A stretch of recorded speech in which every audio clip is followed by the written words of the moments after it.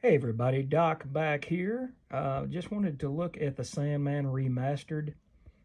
I might go back and do a longer look at this. I do have all of my Sandman trade paperbacks, but unfortunately, issue 19 that I had here at the house, I must have taken it over to my parents' house at some point in the last year.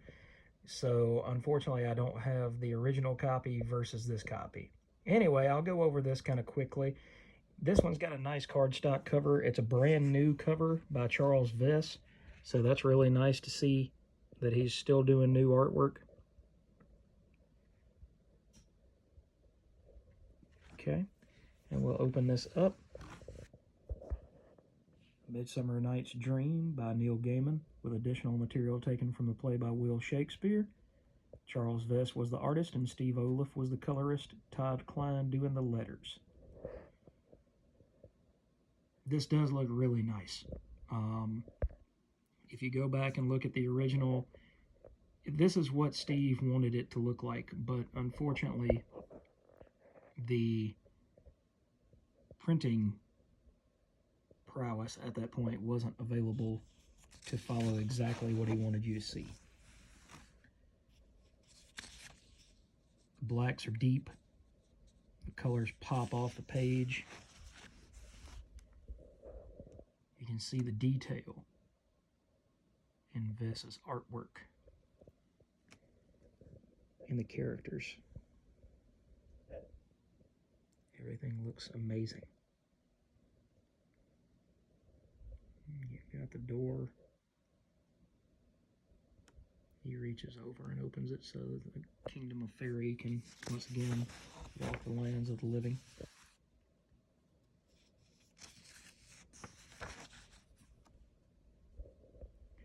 I don't really know what to say in this review other than it is one of the best comics that has ever been written.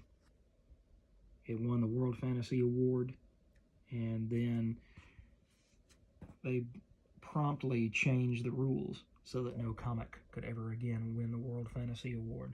I guess they thought that comics were beneath them, and they didn't want that dirty medium spilling into their cleanliness. How little do they know. So I do like panels like this where you have just that muted color, but at the same time it's gradients. So you go from this yellow here to kind of a mauve to gray. I've always been a fan of when they color sunsets, and those sunsets go from yellow to red to purple.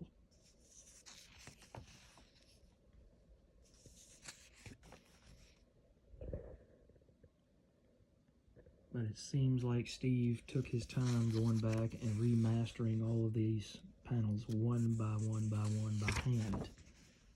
And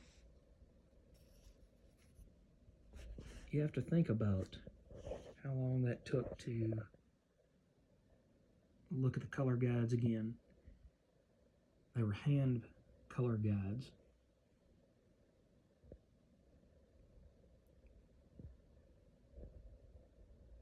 And then it says, do comics dream of what they might have been?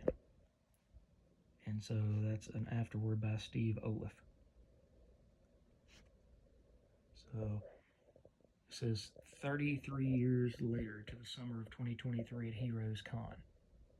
Normally I sell the color guides from the jobs I've done, not Sandman 19. I had them all. But I figured it might be time to part with them, so I touched them up and was planning to sell them through Heritage. First night of the con, I ended up having dinner with Jeff Smith, Charles Vess, and Nick, Charles' friend. We had a great time.